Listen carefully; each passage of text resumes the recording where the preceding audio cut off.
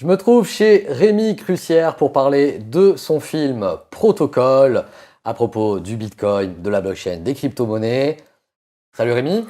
Bonjour Monsieur De Geek, merci d'être venu chez moi. Avec plaisir de m'avoir invité et de me faire profiter des petites connaissances pour tourner les interviews avec nos magnifiques cadreurs du jour. Voilà, on a fait le petit éclairage et puis les 3 caméras avec les 3 plans.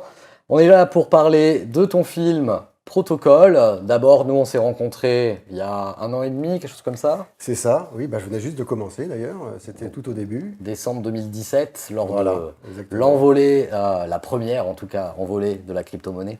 Pendant C'était le bon temps. C'était le bon temps, alors le printemps revient. Hein. Crypto is coming en tout cas, on va revenir là-dessus. Ce film-là, donc du coup, là, il a été terminé il n'y a pas très longtemps finalement, donc il t'a pris un sacré bout de temps à faire. Alors, c'est pas vraiment... C'est ta profession, c'est ton hobby, c'est le tournage de vidéos. Comment t'en es arrivé là ? Ça fait un moment que je fais de l'audiovisuel, moi. J'ai fait un master d'audiovisuel il y a un petit moment de ça déjà. Mon métier, c'est de travailler dans une boîte qui fait de la formation en vidéo. Donc, c'est moi qui gère leur département vidéo. C'est beaucoup de boulot. Donc du coup, pour faire ce documentaire, je l'ai fait un petit peu sur mon temps libre, c'est-à-dire les soirs et week-ends. Et effectivement, ça m'a pris très longtemps, donc, puisque j'ai terminé en février 2019 et j'ai commencé à peu près quand on s'est connus. Ça faisait 1 mois que j'avais commencé, en novembre 2017. D'accord. Donc ça m'a pris beaucoup de temps, oui. Sacré boulot. Pour toi, c'était la première fois que tu réalisais quelque chose de 70 minutes, je crois, 70 minutes, enfin 69 exactement. Et voilà. Et oui, c'était la première fois que je faisais un truc aussi long. Ouais, j'avais fait des courts-métrages, j'avais fait quelques petits... beaucoup d'interviews et beaucoup de trucs comme ça avec mon boulot, évidemment. Mais un truc aussi long, non, c'était la première fois. Ouais. On en est à la 4e diffusion en vrai dans les salles. Il y en a eu 4 et ça sera la 5e. Donc la 5e, la prochaine fois, c'est le... C'est le lundi 3 juin à 20h au Studio Galande à Saint-Michel, 42 rue Galande. Et venez nombreux, voilà. Et puis il y en a déjà eu 4 autres avant. Il y a eu au Bar Commun dans le 18e. Il y a eu la toute première, exactement. Il y a eu l'association Ethereum qui m'a invité à diffuser le doc là-bas. C'était très sympa. À la Sorbonne, une table ronde organisée par Laurent Salard. Et la dernière fois, c'était au Saint-André-des-Arts, exactement, on s'est vu là-bas. C'était une projection organisée par le Cercle du Coin. Donc. D'accord. Et donc, pour retrouver les prochaines dates de la 6e, la 7e, la 8e... Alors là, il faut aller voir sur la page Facebook, où je poste dès qu'il y a des petites news, je poste là-dessus. Et évidemment, quand il y a des projections, je fais un petit post pour prévenir tout le monde. Je te propose qu'on regarde tout de suite la bande-annonce du film. Allez, on y va. C'est parti. La première des qualités qu'il faut avoir pour s'intéresser au Bitcoin, c'est de ne pas être rigide sur ce qu'on a appris quand on était petit ou dans les premières années d'expérience professionnelle. Si on en reste à l'idée qu'une monnaie s'est émise par la Banque centrale, on n'atteindra jamais le chapitre 2. La raison pour laquelle on a créé Bitcoin comme il a été créé, c'est pour être résistant à la censure et pour que personne ne puisse empêcher une personne d'envoyer une pièce à une autre personne. Les crypto-anarchistes, c'est des gens qui ont des convictions fortes face à l'horizontalité, qui vont croire en la vie privée et qui considèrent que c'est une des vertus très importantes pour que la société humaine se passe bien. Et donc, ils vont développer des outils permettant de protéger d'une certaine manière la vie des gens. Ce qui est au départ une contestation monétaire devient une réflexion beaucoup plus générale sur la société d'avenir et l'évolution du capitalisme vers une autre forme. Je veux avoir le contrôle de ce que je fais, de ce que je possède et tout ça. Je veux être un peu en dehors du système parce que bon, le système, faut dire ce qui est, il y a un contrôle étatique, il y a les banques et tout ça, on ne sait pas ce qui est fait, je vais dire, dans notre dos ou même sous nos yeux des fois. Là, j'ai le contrôle sur mes adresses, sur mes portefeuilles, où je mets ma monnaie, comment je la gère. C'est moi qui suis ma propre banque en fait. Là, ce qui s'invente dans l'économie numérique autour des crypto-monnaies, c'est justement cette finance vivrière, la capacité de créer ses propres moyens d'existence. Moi, c'est ça que j'aime déjà dans les crypto-monnaies, c'est que ça a permis à beaucoup de réfléchir à ce qui se passait dans les banques et dans les banques centrales.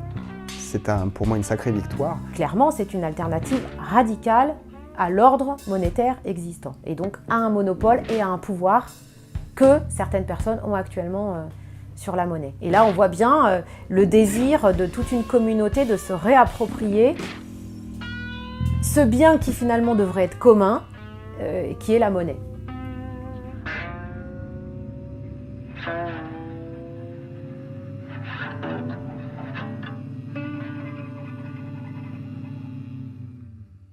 Alors à la fin de cette bande-annonce, tu nous dis la monnaie est un sport de combat. Est-ce que tu Oui. peux nous expliquer cette citation ou ton parallèle entre la castagne et la crypto? La castagne.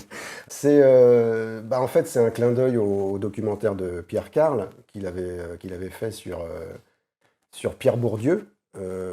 Et Pierre Bourdieu avait cette formulation très célèbre, la sociologie est un sport de combat. Et donc le titre du documentaire de Pierre Carl s'appelle comme ça.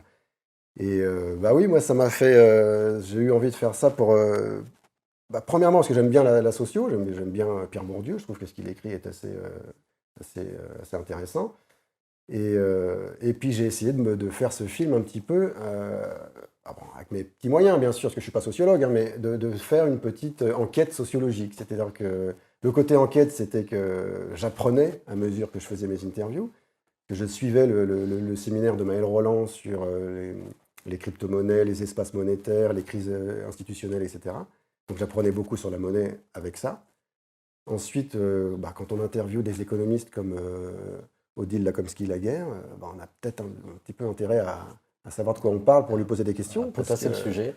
Exactement, donc c'était dur, j'ai lu ses papiers de recherche, tout ça, et puis on en apprend au fur et à mesure. Donc c'était un petit peu ça le côté enquête. Après, le côté sociologique, il est un peu plus diffus, mais le fait de me pencher sur Bitcoin, l'idéologie Bitcoin, et du coup un petit peu le côté politique, eh bien on s'aperçoit à quoi sert Bitcoin vraiment. Ça prend un petit peu plus de sens. On voit pour quels utilisateurs, pour quelles utilisations. Et donc finalement, on se penche sur les relations sociales. Voilà. Donc c'est le côté un petit peu sociologique que j'ai essayé de mettre en exergue.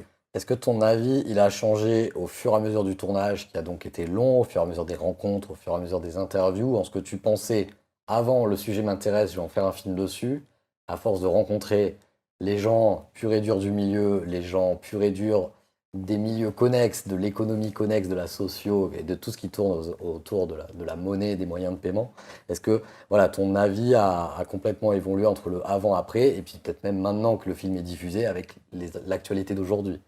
Oui, évidemment, ça a changé. Déjà, l'idée que j'avais au début, je voulais parler de la blockchain au début, et puis j'ai vite vu qu'il fallait plutôt parler de monnaie que de blockchain. C'est même pour ça que la première partie essaye de remettre sur les rails du protocole, pour dire qu'on parle d'un protocole et non pas d'une blockchain. Et oui, bien sûr, j'ai changé d'avis.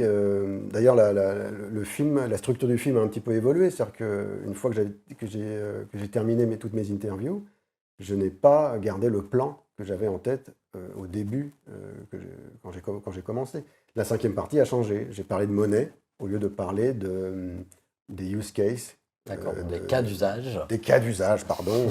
Parce que ces cas d'usage, tu vas peut-être, toi, évidemment, toi, tu es vachement plus geek, donc tu es vachement dans l'actualité, tout ça. Moi, j'ai un petit peu plus en distance. Donc, j'ai pas toutes ces connaissances, mais pour moi, les cas d'usage, pour l'instant, il n'y en a pas énormément, et ça reste sur de l'aspect monétaire.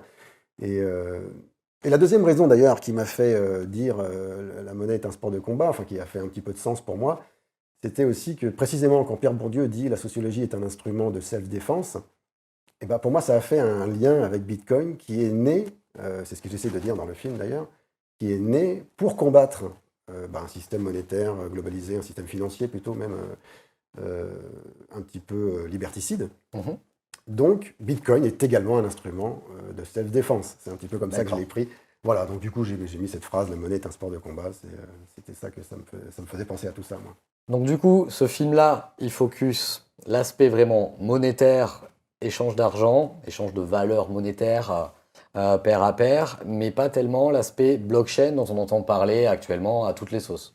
Exactement, c'est ça. C'est qu'en fait, au début, moi, j'avais cette idée de faire un docu sur la blockchain. Et puis, j'ai rencontré Adli Takal-Bataille, qui m'a dit, mais ça veut rien dire, la blockchain. Déjà, c'est les blockchains, etc. Et je me suis rendu compte que je m'étais laissé moi aussi happer par ce mot blockchain sans vraiment savoir ce qu'il y avait derrière. Et Le enfin, ce qu'il y a derrière, buzzword. Pardon? Le buzzword, on dit, C'est voilà, ça, les ouais. mots qui buzzent actuellement. Le buzzword, voilà, encore un bon mot français. Et donc, du coup, j'ai plutôt axé sur la crypto et l'aspect monétaire qui, je pense, est vraiment l'âme de Bitcoin parce que il voulait s'attaquer à un système financier et libérer les gens en leur donnant un petit peu plus de latitude dans leur paiement avec une monnaie dématérialisée, quoi. Puis de renverser ce système bancaire, d'agences de notation, AAA, Lehman Brothers, crise financière de 2008. Voilà. Je pense que tu as vu le film The Big Short, Bien qui sûr, nous oui. montre dessus sur les subprimes et les CDO.